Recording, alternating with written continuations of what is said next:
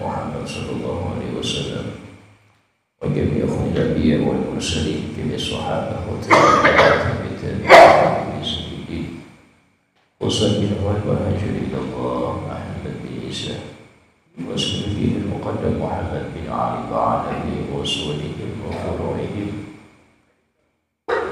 ثم إلى مربي الحسن حسن البهار وشيخ سبحانه بن حسن وخليجة ببحر الرضوان وبالخصوص الأسود كتاب الحبيب عبد الله بن حسين الظاهر وعلى الشيخ نبي الدين وجميع أولياء الصلحاء المذكورين في هذا الكتاب ومقربين أن الله يغفر لهم ويرحمهم ويغني درجاتهم في الجنة ويدعو علينا من بركاتهم وأسرارهم وأنوارهم وعلومهم ونفحاتهم في الدين والدنيا والآخرة بسر الفاتحة. أعوذ بالله من الشيطان الرجيم. بسم الله الرحمن الرحيم. الحمد لله رب العالمين الرحمن الرحيم مالك يوم الدين إياك نعبد وإياك نستعين اهدنا الصراط المستقيم صراط الذين أنعمت عليهم غير المغضوب عليهم ولا الضالين آمين. اللهم صل صلاة كاملة وسلم سلاما تاما على سيدنا محمد الذي تنحل به العقد وتنفرج به الكرب وتقضى به الحوائج وتنال به الرغائب وحسن الخواتيم ويستسقى الغمام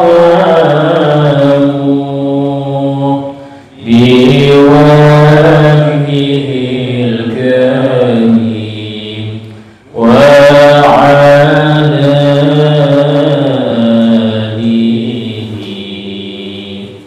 وصحبه في كل لمحة ونفس بعدد كل معلوم لك. اللهم صل صلاة كاملة وسلم سلاما تاما على سيدنا محمد الذي تنحل به العقد وتنفرج به الكرب وتقضى به الحوائج وتنال به الرغائب وحسن الخواتيم ويستسقى الغمام بوجهه الكريم وعلى آله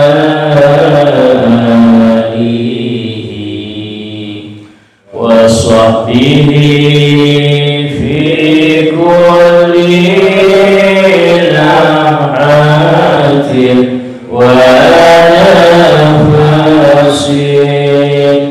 ونفس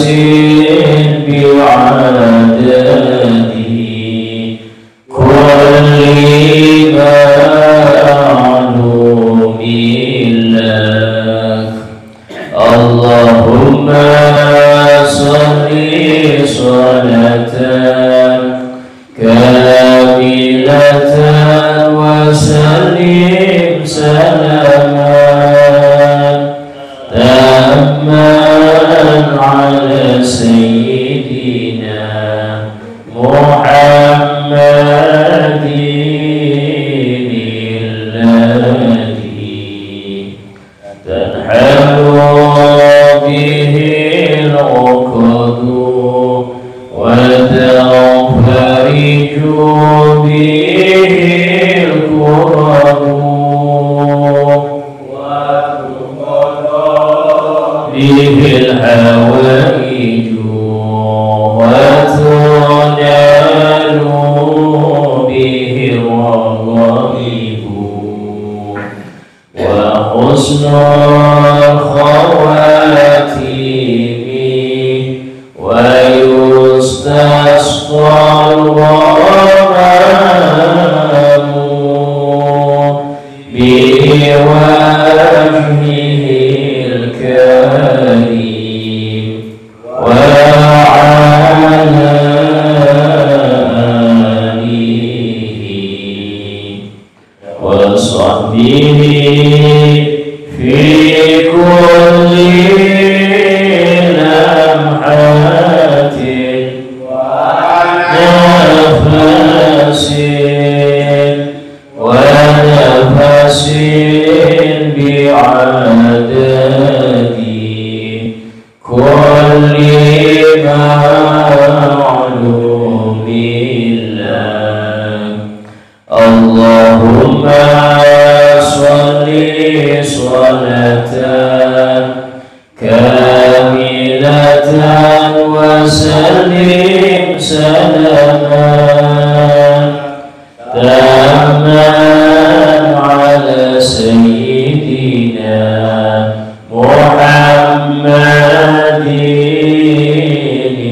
الذي تنحل به العقد وتنفرج به الكرب وتقضى به الحوائج وتنال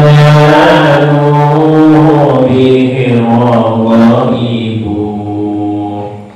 وحسن الخواتيم ويستسقى الغمام بوجهه الكريم وعلى آله وصحبه في كل لمحة ونفس ونفس بعدد كل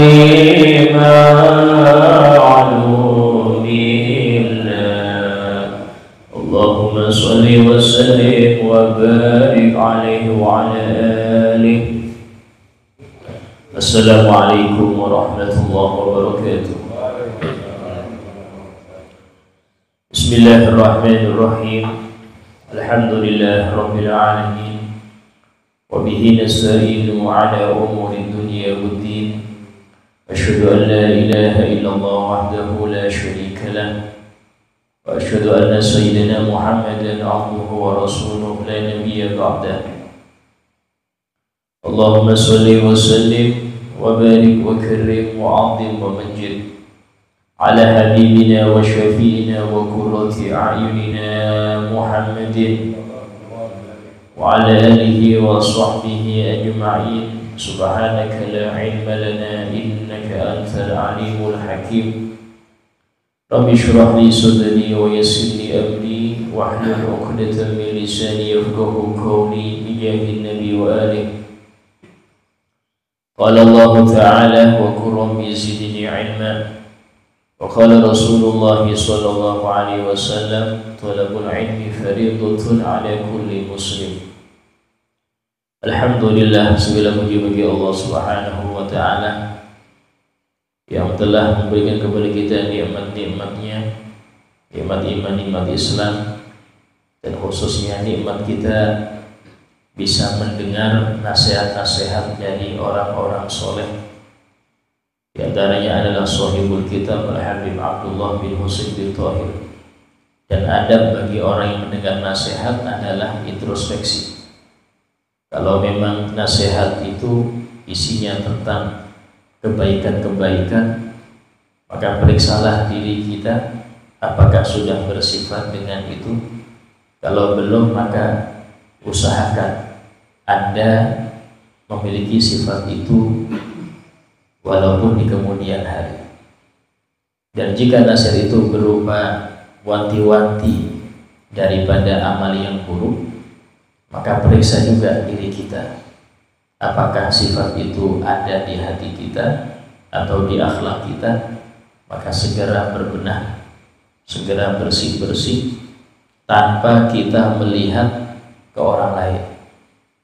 Karena sering saya sampaikan bahwasanya kita membaca tentang kitab tasawuf ini, itu kitab tentang pembersihan hati, bukan untuk menilai orang lain, tapi untuk bagaimana kita bisa lebih baik ke depannya. Tidak bisa seorang itu baik kecuali dia melihat orang-orang baik. Atau melihat di sini bisa juga dengan kita mentelaah tentang sejarah mereka, bagaimana akhlak mereka, sehingga terdorong bagi kita ini untuk melakukan seperti yang mereka lakukan. Disebutkan dalam pepatah orang Arab, fatashabbahu bil kiram fa inna tashabbuh bil kirami falahu. Berserupalah engkau ini dengan orang-orang mulia. Berusahalah untuk menyerupai orang-orang mulia.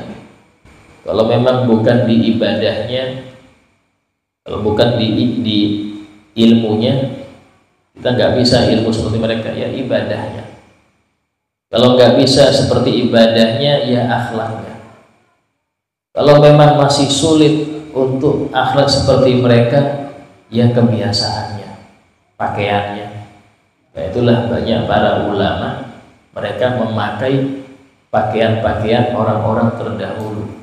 Bukan untuk gaya-gayaan, bukan, tapi untuk meniru apa yang bisa ditiru, meniru apa yang bisa ditiru.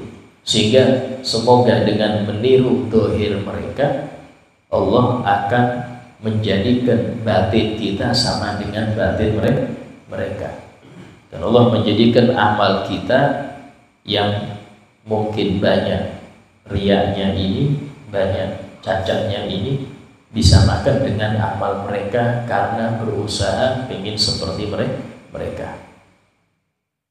Masih kita di dalam nasihat Al-Habib Abdullah bin Ali Al-Haddad yang dikutip oleh Al-Habib Abdullah bin Husain bin Thahir di dalam bagaimana sifat seorang muslim yang seharusnya.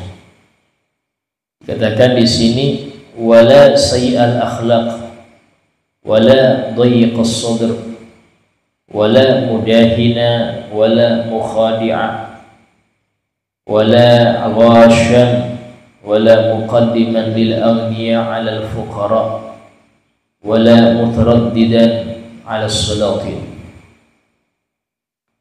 Di antara sifat-sifat yang hendaknya dijauhi oleh seorang muslim, wala sayyi'al akhlaq.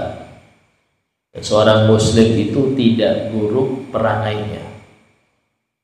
Jadi perangai yang buruk itu dikarenakan lingkungan pertama, yang kedua didikan orang tua. Karena apalagi dari ibu, ya. Disebutkan dalam suatu hadis Nabi bersabda, al-biqa' war-radha' yughayyiru al-ittiba'. Ya, al-biqa' yaitu lingkungan. Warodho dan susuan. Susuan di sini maksudnya adalah yang menyusui siapa? Yughayyiran ittiba, dua hal itu, susuan dan lingkungan, bisa mempengaruhi perangai seseorang.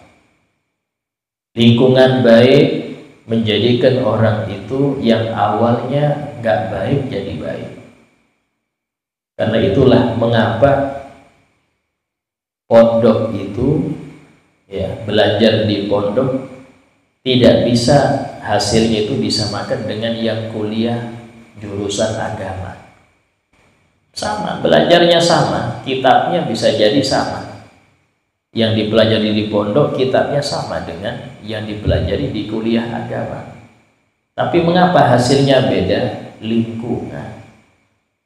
Jadi satu-satunya yang menjadikan Islam di Indonesia itu tidak terpengaruh dengan kemodernisasi, ya, itu adalah pondok. Kalau di luar negeri itu pondok gak sebanyak di Indonesia.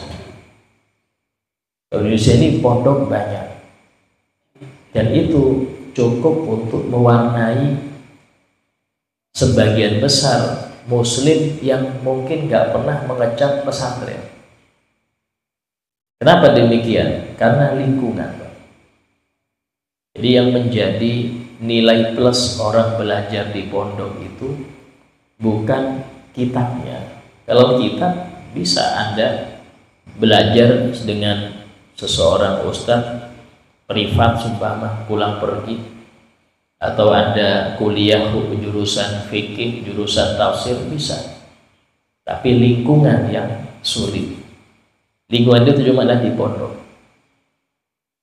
Anak yang dia ini, ya, yang dilihat cuman orang sholat, orang ngaji Quran, tidak pernah lihat perempuan buka aurat, tidak pernah dengar dangdutan, musik, disco, tidak pernah. Maka akan merubah akhlak anak itu menjadi baik. Kenapa? Lingkungan pesantren. Sama, kalau lingkungan di kampung itu tidak baik, kurang sehat, ya, yang tuanya main kartu, yang mudanya pacaran, yang anak-anaknya main game online, jadi nggak ada yang beres. Kalau tinggal di situ, sedikit banyak akan berubah. Karena itulah lingkungan itu tergantung masyarakatnya. Jadi jangan disalahkan lingkungan, yang tinggal di situ kayak apa. Karena itulah lingkungan yang di situ ada majelis, hidup majelisnya, musolanya hidup 5 waktu, kegiatan-kegiatan untuk anak-anak ngaji ada, untuk ibu-ibu ada yasinan, ada ini, maka kampung tersebut akan menjadi kampung yang madani. Arti madani di sini mirip dengan Madinah. Mirip dengan Madinah. Artinya apa? Ilmu Nabi tampak betul di daerah itu. Dan itu akan menjadikan banyak orang berbondong-bondong ingin pindah di situ. Sehingga Nabi SAW itu pernah ada seseorang minta pendapat musyawarah kepada Rasul untuk bangun rumah, untuk beli rumah. Nabi bersabda, al-jar qabla dar. Pilih tetangga dulu sebelum rumah. Tetangga dulu, maksudnya apa? Cari lingkungan yang baik dulu. Jangan terburu-buru Anda lihat rumah bagus, murah, beli. Jangan. Lihat dulu tetangga sekitar. Kalau sudah cocok Anda, untuk anak Anda ini cocok pergaulannya di situ, bangun. Kalau tidak, nggak usah. Itu nasihat Nabi kita Muhammad. Bagaimana lingkungan itu pengaruh. Rumah yang megah bisa jadi murah, kalau lingkungannya rusak. Banyak orang nggak mau di situ, sehingga rumah yang megang, yang punya aja nggak betah di situ, sehingga dia pengen pindah keluar. Dijual tuh rumah, walaupun murah, jarang yang mau beli. Kenapa? Lingkungannya. Tapi kalau lingkungan yang bagus, ilmu hidup di situ, ya, akhlaknya, penduduknya itu baik, akur semua, maka rumah yang biasa pun bisa naik harganya karena banyak yang mencari. Gak jauh-jauh di Grogot ini, tempat sewa yang paling ramai diminati itu yang motor aman. Oh, gak ada maling, Ustaz, taruh luar aman motor situ. Itu ramai itu orang nyari sewa di situ. Itu dari sisi keamanan aja. Belum kalau di situ anak-anaknya ngaji semua, pemudanya nggak ada yang teler, nggak ada yang gini, malah jadi remaja musola atau remaja masjid, maka masya Allah akan banyak orang pengen tinggal di daerah situ. Jadi di sini pengaruhnya, ya, lingkungan dan susuan. Artinya soal di sini sebagian ulama mengatakan yaitu didikan rumah. Karena itulah kehancuran suatu peradaban negara itu tergantung dari tiga ini. Kalau mau merusak suatu negara, rusak tiga pilarnya. Pertama adalah rumah. Ya, rumah itu rusak, bukan merusak bangunannya, rusak pendidik di rumah itu. Siapa? Ibu. Senangkan dia dengan sinetron, sibukkan dia dengan arisan-arisan, sehingga dia nggak bisa lagi mendidik anak di rumah. Dia sibuk dengan urusannya, jadi sosialita kadang-kadang gini, nggak bisa didik dia. Apalagi kalau dia tidak terbekali dengan pendidikan agama, ya, maka sulit. Kita maaf, banyak kasus orang tua biarkan anaknya, ibu sendiri loh, kadang-kadang sampai membunuh. Ini bahaya. Terus yang kedua, sekolah. Sekolah itu yang dirusak siapa? Gurunya. Ya, apa cara merusak guru? Yaitu sibukkan dia dengan hal-hal yang mengalihkan dia dari mendidik. Banyakin kurikulumnya, sehingga dia sibuk ngajar aja, nggak didik. Ngajar itu dengan didik dua beda. Mengajar itu cuma ngasih teori selesai. Mendidik itu sering tegur, sering mengarahkan. Itu kalau sekarang di sekolah, guru yang seneng gitu dibilang guru killer, dibenci. Karena anak-anak nggak seneng guru yang seneng negur. Padahal itu pendidik. Kalau cuma masuk ngabsen ngasih materi pulang, dia pengajar aja, bukan pendidik. Pengajar banyak, Pak, tapi pendidik jarang. Sementara yang tertulis itu apa? Mendikbud, Diknas, pendidikan nasional, bukan pengajaran nasional. Bukan pengajaran nasional, pendidikan nasional. Tapi malah pendidiknya kurang, yang banyak pengajar. Apalagi disibukkan dia dengan ngisi sesuatu yang mengalihkan dia dari ngajar bahkan. Apa itu? Ya banyak. Contoh, biar dapat apa, suruh ngisi ini jurnal, direpotkan dengan itu. Sampai kadang-kadang untuk didik murid-muridnya pun kurang. Nah, yang seperti ini rusak gurunya. Kalau sudah rusak guru, pendidik di kelas, sekolah nggak ada. Pendidik di rumah tadi ibunya rusak. Pendidik di sekolah gurunya rusak. Yang ketiga, pendidik di masyarakat. Siapa itu? Ulamanya. Rusak ulamanya, fitnah mereka. Bikin orang-orang gak percaya lagi. Ya, sekarang yang pertama habaib dulu. Habaib dulu yang dirusak. Difitnah macam-macam sehingga orang itu meragukan. Kalau sudah ragu gak nurut. Sementara ulama itu, ya, mereka ini bisa bersatu karena ada habaib yang pegang. Kalau sudah habaibnya itu diserang, sehingga orang-orang kurang percaya lagi dengan habaib. Nah, akhirnya yang mendidik gak ada. Kalau sudah nanti ini sumpama ya, ini habaib sudah sumpama dibuat tidak terpandang lagi di masyarakat. Gak lama ulamanya dibuat seperti itu. Kenapa? Ulamanya kebanyakan belajar ke sana. Sehingga nanti dilihat, ulama fulan, guru-gurunya itu ada habaibnya, berarti gak beres juga. Habis ini lihat, itu sudah aturan mereka. Ada yang menggerakkan nih, biayanya besar. Biayanya besar seperti ini. Yang merusak itu ada memang. Itu sudah tersubmit. Ya. Kalau sudah mereka ragu dengan habaib, terus ragu dengan ulamanya, siapa yang mau mendidik mereka? Dia dididik, nggak percaya saya sama ustadz ini, nggak percaya. Justru yang dipercaya yang rusak-rusak, yang model bisa bahasa semut lah, yang bahasa inilah, itu yang dipercaya. Sehingga akhirnya apa? Masyarakat yang awal sudah jahil tambah sesat. Nah, kalau sudah 3 pilar ini, di rumah nggak ada pendidik, di sekolah nggak ada pendidik, di masyarakatnya nggak percaya pendidik mereka. Siapa? Para guru, para ulama, para habaib nggak percaya lagi. Siapa yang mendidik umat? Kalau sudah nggak ada yang mendidik umat, tunggu kehancurannya. Betul, secara umum tinggi, secara teknologi, tapi bobrok mereka punya adab. Kembali kepada masa jahiliyah lagi, di mana yang nggak berpakaian itulah yang keren. Justru yang lengkap itu yang nggak keren. Dulu sudah pernah ngalami itu beberapa zaman dulu.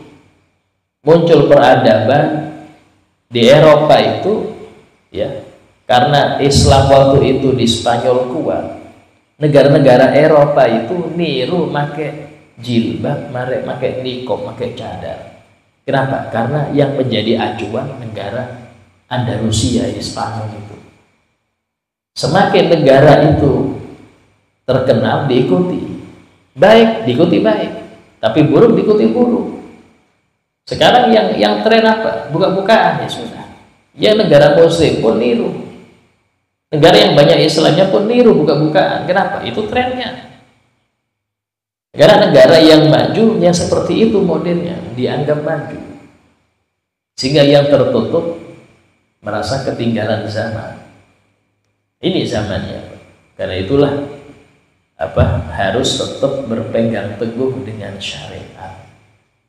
Ini zaman dimana zaman kebaikan itu menjadi samar, nggak jelas. Nggak jelas, sampai-sampai yang bawa kebaikan pun dicurigai. Karena ini yang bawa kebaikan dicurigai, bisa jadi akhirnya nggak percaya, ujungnya nanti nggak percaya hadis. Hadis siapa? Dari mana mereka tahu Nabi? Dari mana mereka mendengar kalam Nabi, megagah hidup di zaman Nabi? Berarti karangan aja nih. Nah, itu nanti. Kalau sudah hadis didustakan Quran nanti. Dustakan Quran, Pak. Inilah bahayanya. Mereka itu secara masif ngerusak. Dan ini dia disewa itu muslim-muslim yang keduniawian. Ulamanya siapakah? Yang senang dunia itu yang menjadi yang bisa dibayar itu yang ngerusak di situ. Ya. Sehingga sayyul akhlak ini bahaya. Ya. Muslim nggak boleh akhlak buruk. Disebutkan oleh Imam Abu Hazm rahimahullah, termasuk dari bentuknya akhlak buruk pada seseorang laki-laki, ketika dia itu masuk ke rumahnya, sebelum dia masuk anak-anak itu ketawa-ketawa, senang, gembira. Pas dia masuk diam semua, gak ada yang berani gerak, gak ada yang berani ngomong. Kenapa? Ini langsung main tangan abang, langsung main lempar aja kalau sudah masuk. Nah, ini akhlak buruk. Dia menjadi raja, ditakuti di keluarganya, bengis dengan keluarga. Ini yang akhlak buruk ini. Dan sama orang lain akrab ramah, bisa sama keluarga kejam betul. Ini akhlak buruk. Bahkan sampai kalau dia punya hewan piaranya lari dari dia. Kucing lihat dia langsung lari. Kenapa? Ini seneng ngelempar ini. Tapi kucing lari dari dia. Dianggap, oh ini jagoan, lihat kucing aja lari. Kalau Sayyidina Umar, setan lari. Kalau orang ini, setan mendekat. Bukan lari setan, yang lari orang baik, yang mendekat setan bahkan. Kenapa? Tadi, tapi termasuk kata Nabi, termasuk seburuk-buruknya orang kalau dia ditakutin karena bengisnya. Orang jadi baik, tunduk karena takut. Ini kalau nggak disenyumin, main tangan dia. Yang senyum semua, senyum, salaman, nyapa dia. Padahal mereka baik karena takut dengan orang ini. Itu seburuk-buruknya orang, kata Nabi. Dan akhlak yang buruk itu, ya, itu tidak bisa dihapus dengan amal soleh banyak. Ada pernah seseorang mengatakan, ya Rasulullah, aku punya tetangga seorang perempuan, shawwama qawwama, senang puasa sunnah, senang ahli puasa sunnah, dia ahli bangun malam, ibadahnya Masya Allah. Cuman satu ya Rasul, apa? Rata-rata setiap tetangga dia komentari, pulang, oh itu bagus, cuman gini loh. Hampir setiap orang itu dia ngerti aibnya gitu. Jadi itu dia bangga, oh saya lebih kenal orang kampung sini. Iya betul, dia sering ke musola, tapi pasti ada tapinya. Dia puji dulu, bisa puji dibanting sama dia. Dipuji dulu baru dibanting. Oh bagus itu, cuman semuanya dikomentari. Apa kata Nabi? Hiya finnar, dia di neraka. Tapi nggak mandang sholat malamnya, nggak mandang puasa sunnahnya, yang dari pandang akhlaknya ya. Sehingga disebutkan akhlak baik, kata Nabi, innar rajul la yublughu bi husni khuluqihi darajatas shaim al-qaim. Sungguh seseorang itu dengan akhlak mulianya bisa mendapatkan derajat orang yang sering bangun malam dan sering puasa sunnah. Dan dia nggak pernah puasa sunnah, nggak pernah dia bangun malam, cuman akhlaknya bagus. Akhlak bagus itu banyak ya, cuman para ulama mengatakan kesimpulannya itu di 3. Apa itu? Gampang memaafkan, sabar akan gangguan, sabar, diterima aja gangguan itu. Ya, pertama gampang memaafkan, sabar akan gangguan, dan dia ramah ke setiap orang. Ramah, silanya itu senang senyum, yang disebutkan dan Nabi SAW cukup sebagai sodakoh antal ko akhoka biwajhin tolik. Engkau mendapati saudaramu dengan wajah sumringah, itu sudah masuk sodakoh. Kalau Anda nggak biasa senyum, paksa senyum. Depan cermin tuh sampai ditarik biar senyum. Kadang ada orang kita biasa senyum, kita guyonin tetap gini aja. Memang modenya gitu. Cuman yang seperti itu usahakan, itu nggak baik. Biasakan untuk senyum. Kenapa? Karena tadi senyum itu sodako. Jika kita tersenyum kepada seseorang, ya. Sehingga akhlak yang jelek itu berbahaya. Berkata Imam Sufyan Ats-Tsauri, barang siapa yang meminang seorang perempuan, sementara orang tadi itu tahu di dirinya itu ada akhlak tercela, tahu dia di dirinya itu ada akhlak tercela, maka wajib dia ngasih tahu perempuan tadi, saya ini senang emosi, harus dijelaskan. saya ini orangnya gini. Kalau nggak dia bilang gitu, maka dia menipu perempuan tadi. Dia menipu. Ya. Artinya apa? Berarti dia nutupin dirinya, nggak boleh. Jelaskan. Kalau dia itu punya akhlak gini-gini, jelaskan. Waduh, Ustaz, ditolak Ustaz. Ya, itu resiko. Menikah itu bukan mencari kesempurnaan. Anda bukan menikahi malaikat. Kalau maunya sempurna, ya malaikat, bidadari. Anda nikah dengan manusia yang dia punya kekurangan. Jadi dalam hal ini harus saling menerima. Karena itulah Nabi bersabda, "Hunna libasul lakum wa antum libasul lahun." Para istri itu sebagai pakaian untuk kalian, artinya penutup aib kalian. Wa antum libasul lahun, sementara kalian adalah pakaian penutup untuk mereka, para istri. Wala dayyiqas sadr. Seorang mukmin itu tidak boleh sempit dadanya. Artinya sumpekan. Ya. Sumpek itu apa sih? Khawatir dengan sesuatu yang belum terjadi. Sesuatu yang belum terjadi Anda sumpekin, ngapain? Ya, itu sumpek, gak boleh. Makanya doa Nabi itu SAW pernah sering berdoa, Allahumma inni a'udzubika minal hammi wal hazan. Ya Allah, aku berlindung kepadamu dari kesumpekan dan kesedihan. Kalau sedih itu adalah memikirkan sesuatu yang sudah terjadi. Yang sudah terjadi holas. Yang belum terjadi ngapain Anda pikiri?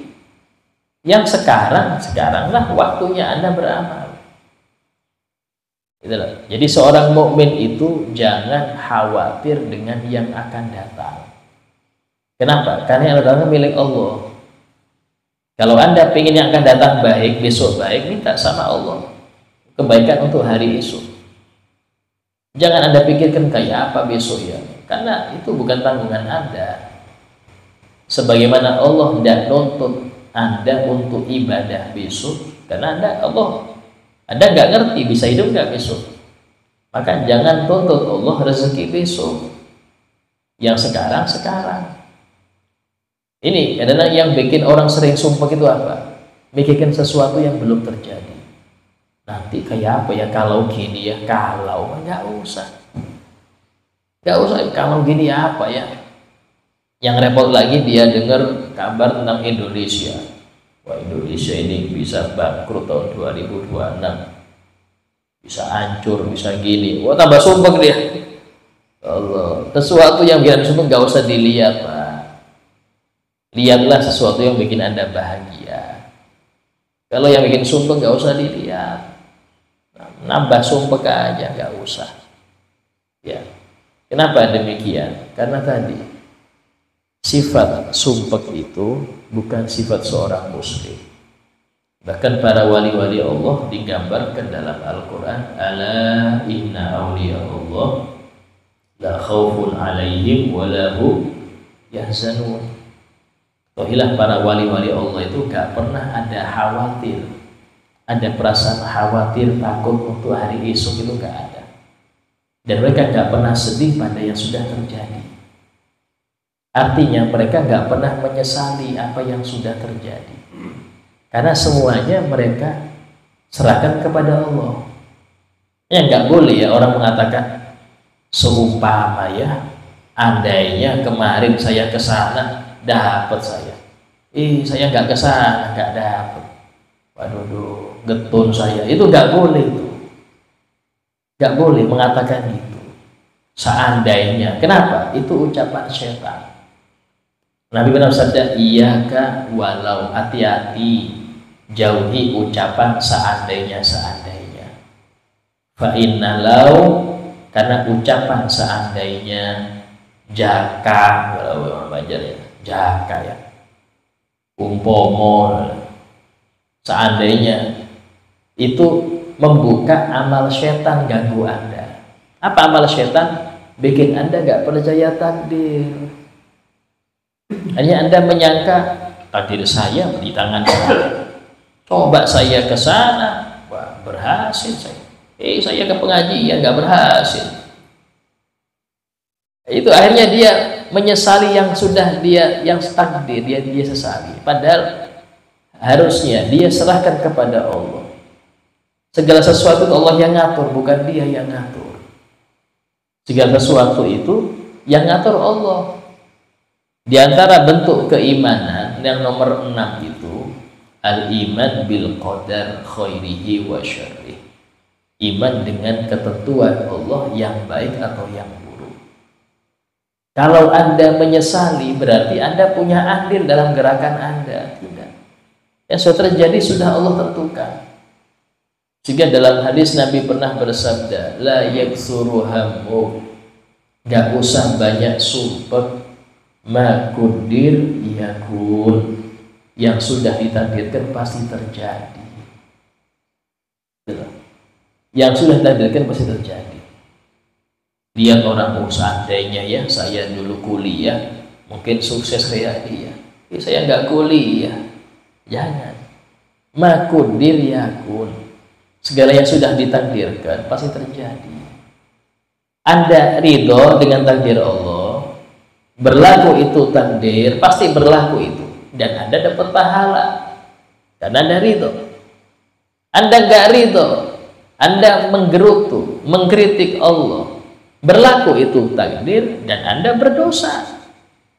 Kenapa dosa? Karena Anda nggak terima dengan ketentuan Allah. Itu yang penting. Sehingga dalam hal ini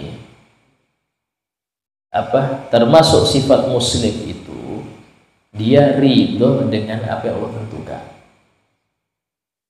Cara ridho apa? Apa yang sudah terjadi ya sudah serahkan pada Allah. Yang baik yang buruk itu yang terbaik untuk saya. Karena kita nggak tahu, mungkin kebaikan itu di belakangnya ada apa. Mungkin dohirnya ini nggak baik, tapi setelah itu ada kebaikan. Sering Allah Ta'ala berfirman dalam Al-Quran, wa asa an taqraw syai'an wa huwa khairun lakum. Seringkali kamu nggak suka sesuatu, tapi itu kebaikan untuk kalian. Itu loh. Dan seringkali kamu nggak suka sesuatu, nggak senang saya dapat istri saya model gini, tapi itu kebaikan untuk Anda. Berapa banyak orang jadi lebih dewasa dengan istri yang seneng ngomel. Lebih dewasa dia. Oh kayak gini ya hidup ya. Dengan istri yang model-model gitu, baru dia bisa dewasa. Kadang-kadang orang itu bisa sembuh dengan pil yang pahit, bukan sirup terus. Orang bisa tambah panjang umur dengan amputasi. Kalau nggak diamputasi, nggak panjang umurnya. Diamputasi panjang umur dia. Berat amputasi ini Pak. Tapi di situ ada kebaikan. Apa itu? Kesempatan untuk menambah amal. Kesempatan untuk mensyukuri yang belum diambil. Yang sudah diambil malah serahkan pada Allah. Ambillah, nggak semua diambil. Syukuri. Nah itu bentuk yang seperti itu loh yang jarang kita ambil dari sebuah kejadian. Ambil hikmahnya. Orang muslim senang mencari hikmah. Jadi dia tidak menyesali apa yang terjadi, tapi dia ngambil pelajaran kenapa ini terjadi dan apa yang bisa saya ambil dari kejadian ini. Karena itulah yang sering kita jadikan patokan ya, itu tadi hadis tadi, la yaksuru hammu, gak usah banyak sumpah. Makun diriyakun, apa yang sudah Allah tentukan pasti terjadi. Pasti terjadi. Anda setuju nggak setuju pasti terjadi. Apakah saya dosa Ustaz? Kalau Anda setuju nggak dosa. Kalau Anda nggak ridho di situ ada dosa. Sehingga disebutkan oleh Abu Haddad mengatakan qaddamin ta'ala birizqil qawam. Allah Ta'ala sudah menjamin dengan rezeki yang sudah ditakar. Fil kitabil munzal nurun lil anam. Di Al-Quran sudah terdapat itu sebagai cahaya untuk seluruh manusia. Faridoh, maka ridho dengan ketentuan Allah, pembagian Allah untuk Anda, nasib Anda ditulis oleh Allah, ridho dengan itu faridoh, hukumnya wajib. Wasakhat haram, Anda murka, Anda nggak setuju, haram hukumnya. Wal qanu' roha, orang yang qanaah akan tenang hidupnya. Orang yang merasa cukup dengan apa yang ada akan tenang hidupnya. Ya. Fatrukil mujun, maka tinggalkanlah mengkritik Allah. La yaksuru hammuk ma kudir yakun. Jangan banyak sutut yang sudah terjadi, yang sudah ditakdirkan pasti terjadi. Nah, orang yang doikus sodr itu ciri-cirinya orang yang tidak terima. Orang fakir, kalau dia sabar dengan fakirnya, maka dia mendapat pahala yang besar. Ibadahnya orang fakir itu berlipat ganda dari orang kaya. Pernah di masa Nabi datang beberapa orang fakir muhajirin ke Rasulullah. Ya Rasulullah, dhahaba ahlud dusur bil ujur. Ya Rasulullah, orang-orang yang punya harta punya pahala banyak. Ya sumun kama nasum, mereka puasa kayak kami puasa. Wa yusallun kama nusalli, kami sholat malam, mereka juga sholat malam. Wa yatasaddaqun bi fadli amwalihim, dan mereka bisa sedekah dengan kelebihan harta mereka, kami nggak bisa. Sehingga mereka mengadu, yang diadukan itu bukan kemiskinan mereka, yang diadukan kami nggak bisa nyamai pahala mereka ya Rasul. Itu loh, sahabat itu fakirnya bukan karena lapornya ke Nabi, bukan karena nggak ridho dengan fakirnya, enggak, karena nggak bisa nyamai pahalanya orang kaya. Sampai mereka itu ngadu, pengen masa kami itu di dunia kalah, di akhirat kalah juga gitu. Ngadu ke Nabi. Apa kata jawaban Nabi? Bukankah sudah Allah jadikan setiap tasbih itu sedekah? Orang fakir baca subhanallah, pahalanya itu ratusan kali daripada orang kaya baca subhanallah.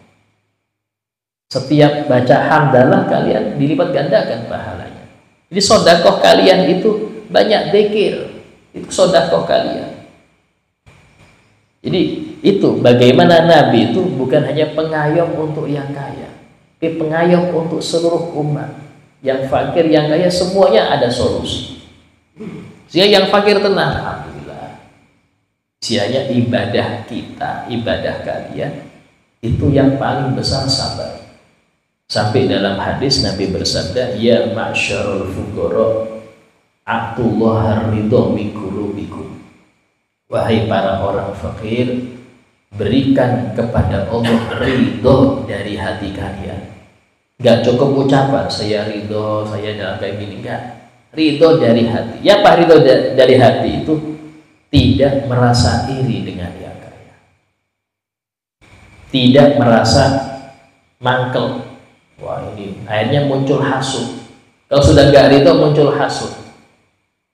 Dia muncul hasud, dia benci dengan kekayaan orang yang kaya itu, pengen semoga bangkrut, semoga bangkrut. Itu berarti gak ridho. Ridho. Apa arti ridho? Senang dengan senangnya tetangga, sedih dengan kesedihan yang menimpa tetangga, itu ridho namanya. Apa lanjutannya? Tadfaru bisawabi fakrikum. Niscaya kalian akan mendapatkan pahala dari fakir kalian. Jadi fakir itu bisa berpahala kalau sabar dan ridho. Wa illa fala, kalau kalian nggak ridho dengan kefakiran ini, nggak dapat pahala, nggak ada pahala. Sehingga ini penting. Di dalam tongkatnya Nabi Musa, dalam Musa itu tertulis 4 hikmah. Sebenarnya dalam Ihya, di tongkatnya Nabi Musa itu tertulis 4 hikmah. Apa itu? Di antaranya, orang kaya kalau dia tidak menginfakkan hartanya di jalan Allah, maka dia dan korun sama. Dia dan korun sama, kumpulnya sama nanti. Ya. Orang yang berilmu, alim, idza lam ya'lam ya'mal bi ilmi. Orang alim kalau nggak beramal dengan apa yang dia ketahui. Orang alim ini nggak harus ustaz. Sampai yang hadir pengajian terus itu masuk alim. Karena Anda ngerti, alim itu nggak harus ustaz, bukan guru ya. Semua yang ngerti ilmu dia alim namanya. Arti alim itu orang yang tahu. Orang yang tahu tapi nggak ngamalkan ilmu, bahwa wa iblis sawa. Dia dan iblis sama. Iblis itu berilmu tapi nggak ngamalkan ilmunya, ya sudah sama. Kumpulnya sama. Terus diantaranya apa namanya wal imam idza lam ya'dil. Pemimpin kalau tidak adil di dalam kepemimpinannya, bahwa wa fir'aun sawa. Dia dan Fir'aun sama, kumpulnya sama. Pemimpin di sini nggak harus jadi raja, ya, jadi ketua RT masuk pemimpin, bahkan jadi pemimpin rumah tangga masuk pemimpin. Kalau dia nggak adil, dia dan Fir'aun sama. Wal fakir, orang yang fakir, di dalam yasbir ala fakri, kalau dia nggak sabar dengan fakirnya, ya, bahwa wal kalab sawa, maka dia dan kalbun, seekor anjing itu sama, sama-sama hina di dunia. Kalau dia nggak sabar, ini penting di dalam hal ini apa namanya seseorang itu harus dia legowo. Legowo itu bukan karena kecukupan harta, tidak. Legowo itu karena ridho. Orang kalau ridho maka dia akan plong, legowo, tidak sempit hatinya. Wala mudahinan, dan seorang muslim itu tidak mudahin. Apa mudahin itu? Mengorbankan agamanya demi dunia. Rela bohong, yang penting dapat duit. Rela untuk bermusuhan, ngejek temen. Rela untuk merendahkan temennya, yang penting dapat untung. Rela terlambat sholat, bahkan rela nggak sholat, yang penting dapat duit. Ini mudahin kadang, mengorbankan agama untuk dunia. Ya, hati-hati. Jadi mengorbankan agama itu nggak cuma nggak sholat, dia berani bohong, berani ya sampai sumpah untuk sesuatu yang remeh, ya. Itu juga termasuk mudahin. Apa yang menjadikan mereka seperti itu? Karena hubbul mal wal jah, cinta harta dan cinta kedudukan. Kalau cuman butuh, Pak, nggak sampai seperti itu. Kita semua butuh harta, tapi nggak sampai seperti itu. Kalau cinta nih repot. Kalau sudah cinta itu harus saya memilikinya. Dengan alasan dia cinta butuh pengorbanan. Masanya dikorbankan agamanya. Dia alasan dia cinta butuh pengorbanan, Ustaz. Apa korbannya? Ya seolah saya korbankan. Yang penting dapat duit, tidak. Yang penting dapat jabatan, dapat suara.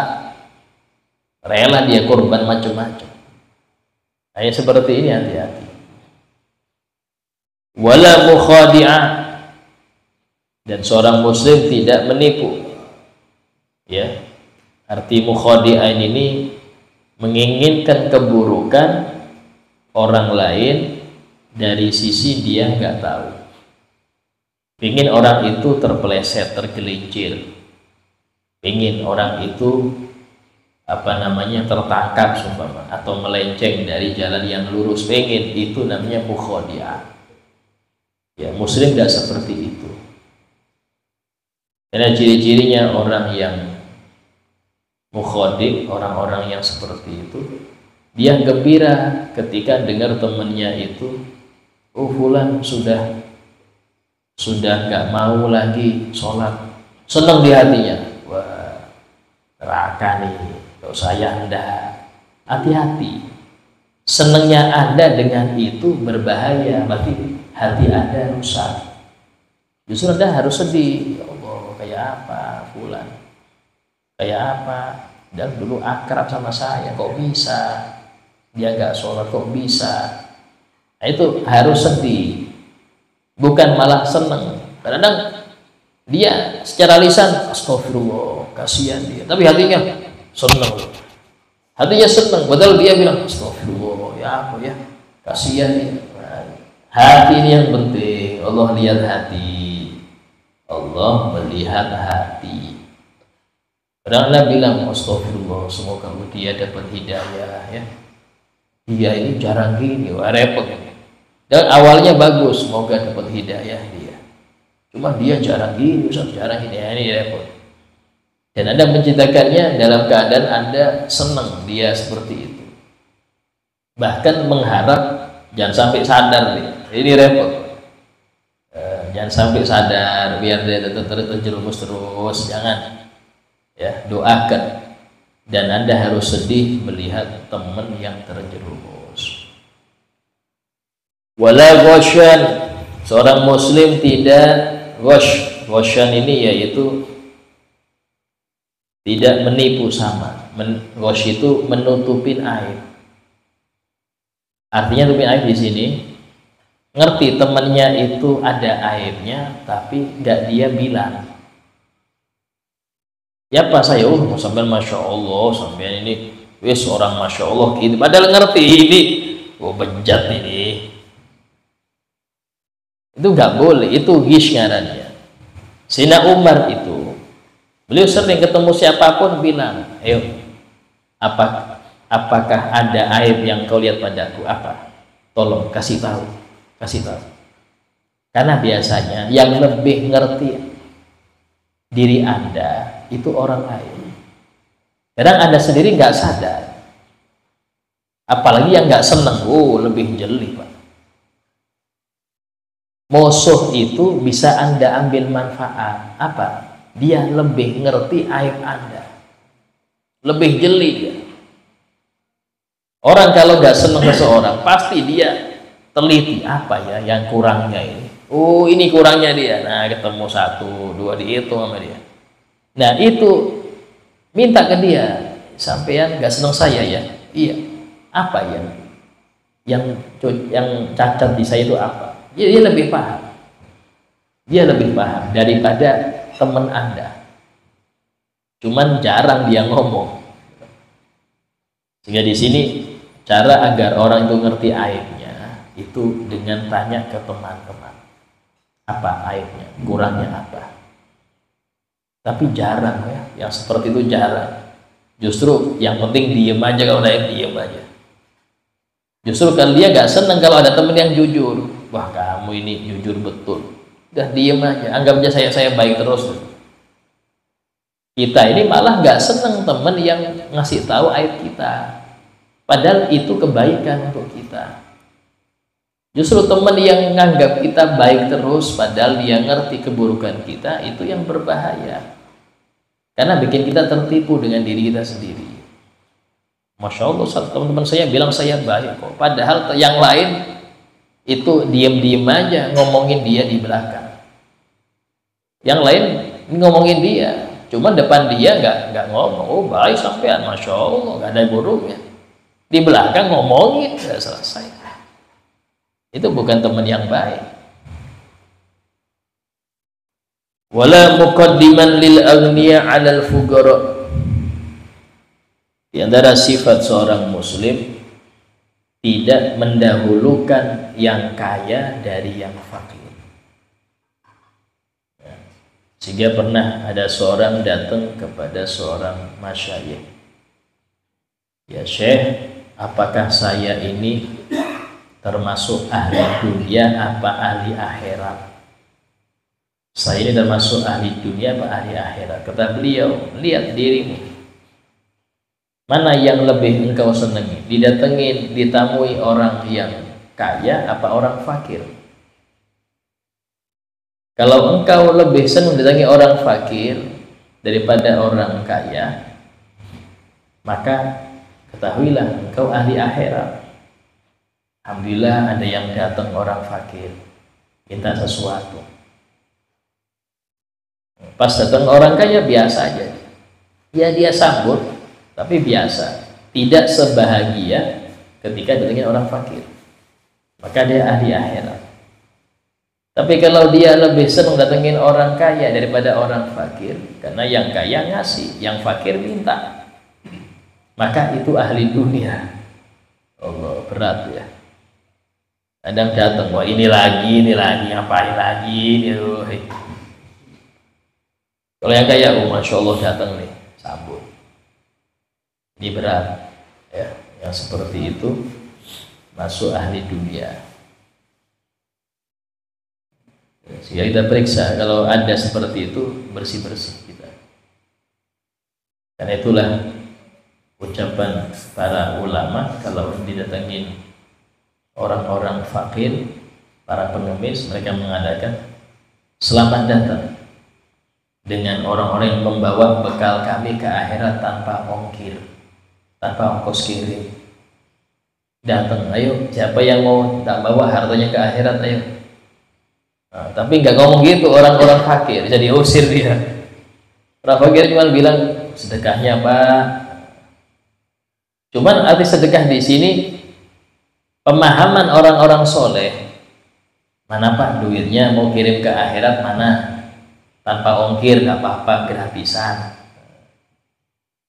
Aslinya lisan mereka ngomong seperti itu, cuman nggak tega bilang, mana Pak mau ke akhirat kan duitnya, ini mau ngemis ke akhirat. Padahal mereka minta sedekah, tapi orang-orang soleh nganggap alhamdulillah selamat datang dengan orang-orang yang membawa bekal kami ke akhirat tanpa ongkos kirim. Tanpa ongkos kirim gratis ya. Kalau ke Banjar berapa ongkos kirimnya? Ini ke akhirat Pak, tanpa ongkos kirim. Nah, sehingga itulah bagaimana perbedaan orang ahli akhirat ketika menyambut orang fakir dengan ahli dunia. Orang akhirat nyambut, malah Pak selamat datang. Tetapi jarang kayak itu ya. Justru kadang-kadang yang biasa-biasa yang seperti itu, yang hartanya nggak banyak, bisa jadi mungkin dia tabungan ya seadanya. Justru yang tabungan banyak sering curiga, oh ini jangan-jangan nih. Tinggal profil diperiksa lagi, ini betul kan? Telepon, sebenarnya di mana tinggalnya sana? Adakah yayasan seperti ini? Oh nggak ada, oh tolak. Aslinya walaupun mereka ini sumpah, hakikatnya nipu, tapi nggak berkurang pahala Anda dengan ditipu mereka. Nabi itu pernah bersabda, "Atus sa'il walau ja'a ala faros." Kalau orang minta, kasih walaupun dia bawa kendaraan besar. Bawa kuda dia, bawa kuda mentereng, datang sedekahi Pak, kasih. Kasarnya gini loh, orang bawa mobil berdasi ya sebagai koper, buka koper proposal, silahkan Pak berapa kan? Kasih. Walaupun Anda nggak punya mobil, tapi Anda punya untuk disedekahkan, kasih. Jangan lihat tuh saya aja pas-pasan, dia pakai mobil sedekah lagi, jangan. Adabnya orang yang dimintai sedekah, sedekahlah. Karena itu hadiah dari Allah. Sering saya bilang, itu hadiah dari Allah. Ya. Maka beri semampu Anda. Jangan dia pulang dalam keadaan tangan hampa. Padahal Anda bisa ngasih dia. Walaupun gak ngasih duit, kasih apakah? Minimal duduk, air putih, minum, selesai. Maaf, saya belum ada sekarang. Tapi tolak dengan baik. Ya, sebutkan dalam Al-Quran, qaulun ma'rufun khairun min shadaqatin yatba'uha adza. Ucapan yang baik, nolak dengan baik, itu lebih baik daripada sedekah tapi diikuti dengan cacian. sedekah sambil ngomel, ngasih 100 rupiah kelinting lagi, ngomel lagi. Ya Allah, ini uang muka jadinya, uang lempar di muka, jadi uang muka. Ya seperti itu nggak baik. Bahkan kalau ada orang minta, segar buger minta, kasih, nggak usah dinasehati. Karena nasihat Anda bisa jadi nyakitin hati dia. Kasih aja. Insya Allah yang seperti itu akan membawa kebaikan untuk dia dan untuk Anda. Untuk dia makan halal. Itulah kalau seumpama ya, Anda di motor ada makanan, tahu-tahu hilang tuh makanan, maka bilang, ya Allah, aku ikhlaskan makanan itu untuk yang ngambil. Berat itu memang Pak, tapi kalau Anda nggak ikhlas, dia makan haram, tambah rusak dia. Kapan tobatnya? Jadi kalau Anda bilang, ya Allah, aku ikhlaskan untuk dia, itu jadi halal, dan semoga dia makan halal itu jadi baik, jadi bertobat dia. Orang jahat makan haram terus, kapan tobatnya? Yang bikin dia banyak bermaksiat makanan haram tadi. Ketika Anda halalkan, walaupun hanya satu makanan, mungkin tidak tahu besoknya dia haram lagi, bisa jadi dengan makan halal itu dia jadi baik. Itu namanya orang yang hatinya penuh rahmat. Berat memang, menghalalkan itu berat, tapi kita mengharapkan dia makan halal. Ya. Wala mutaraddidan 'ala shadaqi. Bahkan disebutkan dalam hadis, Nabi pernah bersabda, banyaklah kalian kenalan orang fakir. Usahakan kalian itu banyak kenalan orang fakir, karena mereka nanti punya kedudukan khusus di padang mahsyar. Kayak sekarang, kebanyakan orang sekarang kan nyari kenalan pejabat, ya polisi, biar gampang ngurusin, biar ini, kenalan ini. Kenapa? Karena bisa bantu mereka urusan dunia. Tapi kalau urusan akhirat yang ingin dapat bantuan banyak, sering kenalan, punya kenal orang fakir. Nah, itu disebutkan oleh para sahabat, kebanyakan teman duduknya Nabi fuqara. Punya teman duduk Nabi itu orang fakir, jarang yang kaya. Orang fuqara itu kebanyakan teman duduk Nabi SAW. Bahkan disebutkan Nabi itu di antara doanya, wasyurni fi zumratil masakin. Ya Allah, kumpulkan aku di kumpulan orang-orang miskin. Kenapa? Karena mereka punya kedudukan tinggi di akhirat. Sehingga kenalan dengan mereka itu akan membawa maslahat Anda di akhirat nanti. Sekarang sebagian orang malah alergi dengan orang fakir, takut ketularan, gak mau salaman dia dengan orang fakir, takut menjalan fakirnya ke saya. Innalillah. Saking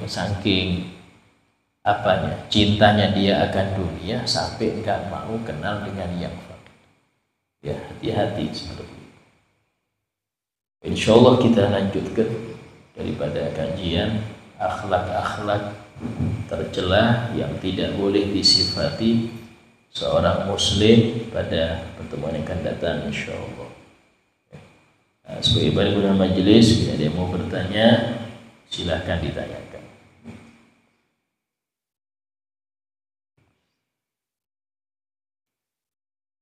Ya. Salam.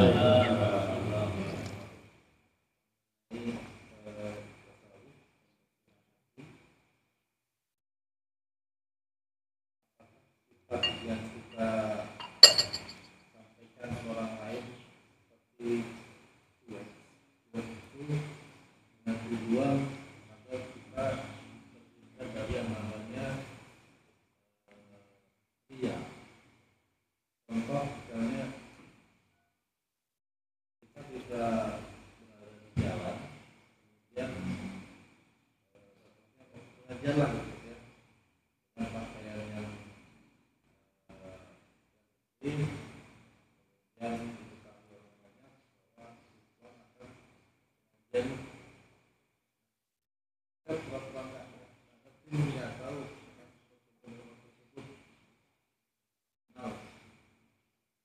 dia kok untuk supaya kita mempunyai yang namanya sifat mulia.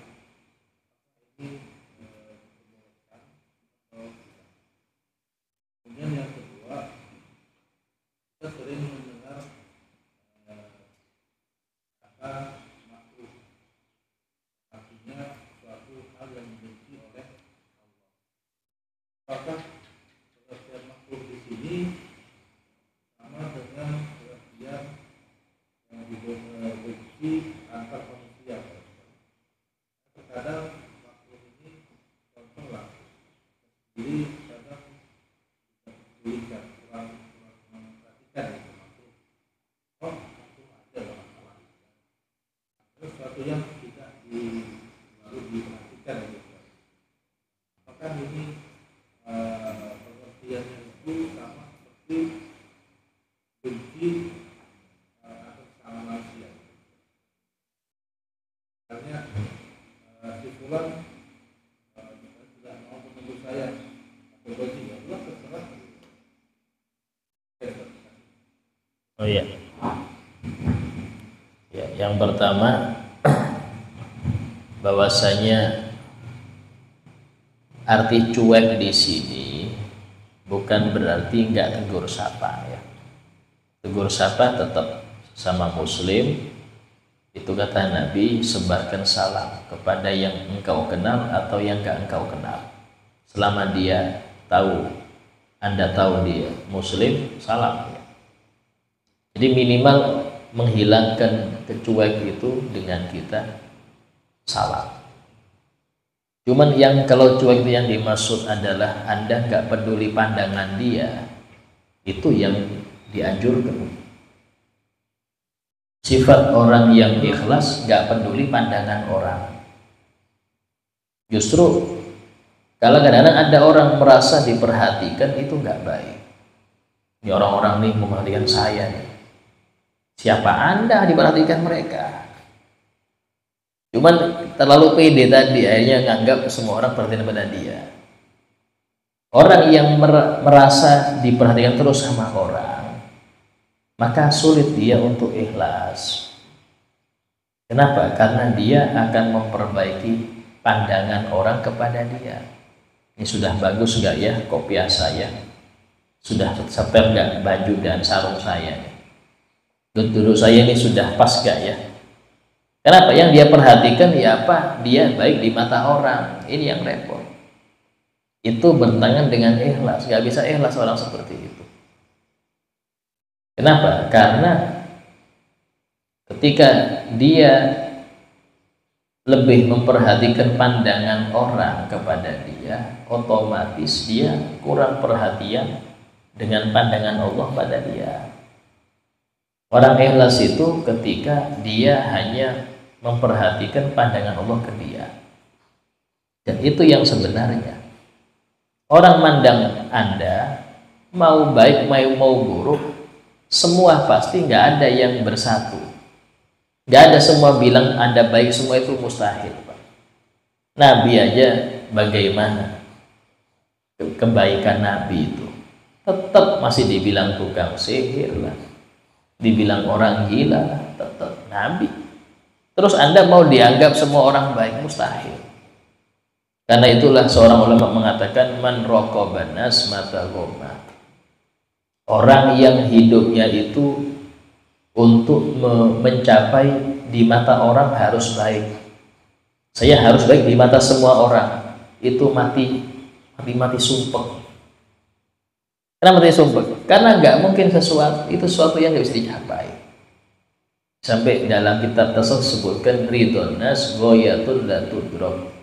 Mencari ridho manusia itu adalah tujuan yang nggak mungkin tercapai. Anda bisa A dengan A sesuai, tapi B mengkritik. Anda pengen sesuai dengan apa yang diinginkan B, yang A mengkritik. Nggak bisa, semua itu harus setuju dengan Anda, mustahil. Jika Anda anggap Anda bergerak pengajian, pasti Anda nyeletuk. Pasti nyeletuk. Wah ini pengajian terus, nggak perhatian ke anak aja lah, main-main dulu. Pasti Anda. Anda nggak pengajian, ada yang ngeritik. Lihat Sayyidina Luqman Al-Hakim, atau beliau berjalan dengan anaknya dengan seekor keledai. Pertama, anaknya ditaruh di keledai itu, beliau nuntun. Ada orang nyeletuk, wah ini anak nggak beradab, masa ayahnya suruh nuntun. Dengar itu, anak kamu yang turun, ayah yang naik aja. Nyeletuk lagi, wah ini ayah kayak apa, masa anaknya suruh nuntun, dia yang di atas enak-enakan. Ya sudah, dua-duanya turun.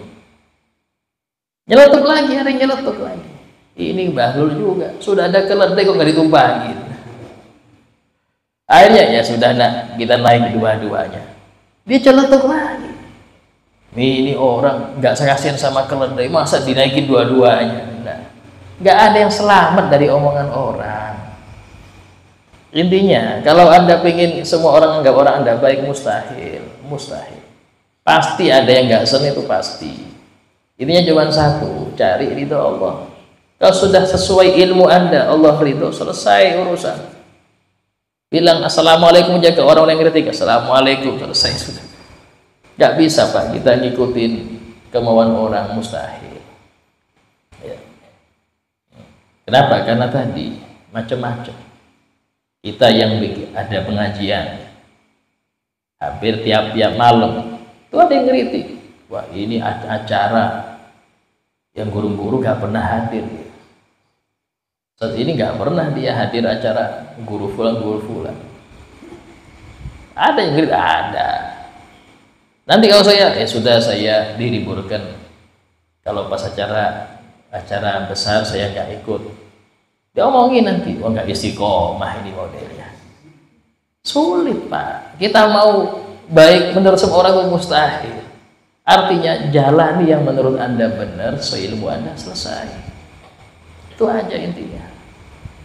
Belum yang tetangga ngomongin, wah ini acara tetangga nggak pernah hadir nih, keluar terus. Nah, kalau kita ngikutin omongan orang, nggak bisa baik. Karena semua orang merasa dia jadi judi. Tapi ambil apa yang dengan ilmu Anda, sesuai ilmu Anda, jalan sudah lurus, gak usah peduli kiri kanan. Nah kalau cuek seperti itu bagus. Tapi kalau cuek gak nyapa Anda, jadi nyapa kita assalamualaikum. Tapi jangan pedulikan omongan dia, itu cuek yang bagus. Ya. Terus yang kedua, makruh. Ya, arti makruh yang dibenci oleh Allah Ta'ala. Kemudian dibenci manusia relatif. Manusia itu masing-masing punya kebencian dan kecintaan. Sesuatu yang saya senengin bisa jadi dibenci orang lain. Sesuatu yang dibenci orang lain bisa jadi saya senengin. Jadi nggak bisa disamakan. Tapi kalau yang pasti apa yang dibenci oleh Allah, itulah sesuatu yang harus dibenci. Kalau ada orang nggak bisa membenci sesuatu yang dibenci oleh Allah, ada kerusakan di hatinya, nggak beres ya. Kok bisa dia setuju dengan sesuatu yang Allah benci? Berarti nggak beres dia. Nah itu. Sehingga dalam sini aturan semua itu dengan kacamata syariat, bukan dengan kacamata kita. Karena kacamata kita semuanya dianggap baik. Karena ada orang, apa hukum makan tawon? Udah apa ada kesehatan itu. Oh, di Cina itu semuanya dengan alasan kesehatan. Sampai janin pun dijual, dimakan janin. Alasannya apa? Untuk penguat katanya. Yang telur direbus dengan air kencing, penguat juga. Semuanya penguat semua. Loyo-loyo bagi orang sana ya. Sampai macam-macam sudah, ampun ular lah ini. Tapi tadi sesuai syariat ini nggak baik selesai. Bukan kita pakai kacamata manusia dalam hal itu. Berapa banyak adat yang dianggap baik oleh suku tersebut, tapi bertentangan dengan syariat. Syariat mengatakan ini adat nggak baik. Gitu aja intinya. Adat nggak baik. Adat itu silahkan dilaksanakan selama nggak bertabrakan dengan syariat. Kalau tabrakan dengan syariat, maka syariat harus menang. Adat harus berubah sesuai dengan syariat. Itu patokannya. Banyak orang nggak bisa meninggalkan adat. Alasannya ya tadi ada yang fanatisme macam-macam. Tapi yang seperti itu tetap dia dalam keadaan berdosa. Jadi jangan dikira istiqomah dengan adat itu bisa dapat pahala, tidak. Tapi istiqomah dalam syariat itulah yang bernilai pahala. Alhamdulillah, semoga kita dapat bermanfaat untuk kita. Semoga menjadi orang-orang yang setiap hari lebih baik dari kemarin dan besok lebih baik dari hari ini. Ala hadiniyah wa kulliyatin salihah wa ala ma nawabi salafun salih. Al-Fatihah. Iyyaka na'budu wa iyyaka nasta'in. Ihdinas siratal mustaqim. Siratal ladzina an'amta 'alaihim ghairil maghdubi 'alaihim waladdallin. Bismillahirrahmanirrahim. Alhamdulillahirabbil alamin. Allahumma shalli wa sallim ala sayyidina Muhammad wa ala alihi wa sahbihi ajma'in. Rabbana anfa'na bima 'allamtana, Rabbi 'allimna alladhi yanfa'una, Rabbi faqihna wa faqih ahlana wa qarabatina fi dinina. Rabbi waffiqna wa fiqhum lima tartadi qawlan wa fi'lan karama warzuqil kulla halalan daima wa akhila qiya ulama nahdu bil khair wa fa kulla syarr. Rabbana waslih lana kulla syu'un qiram bir ridha minkal uyun wa qadi anna rabbana kulla duyun qabla an ta'tiyana rusulul manun. Rabbana atina fid dunya hasanah wa fil akhirati hasanah wa qina adzaban nar. وصلى الله على سيدنا محمد وعلى آله وصحبه وسلم والحمد لله رب العالمين.